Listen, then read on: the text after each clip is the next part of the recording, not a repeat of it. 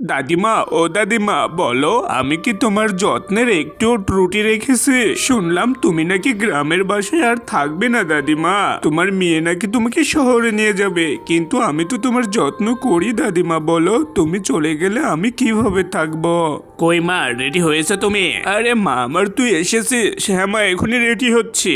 ঠিক আছে, তাড়াতাড়ি রেডি হও মা, তোমাকে নিয়ে গিয়ে আমার একটা ইম্পর্টেন্ট মিটিং আছে তাই। হ্যাঁ মা, তাড়াতাড়ি বেরো। আমার একটা তুই কথা রাখবি, আমাদের সঙ্গে গুলুকেও নিয়ে যাব। হ্যাঁ, শহরের বাসায় গুলুকে রাখার জায়গা নেই, আমাকে নিয়ে গিয়ে রাখার জায়গা নেই। আমাকে তাহলে কি একাই এ বাসায় থাকতে হবে?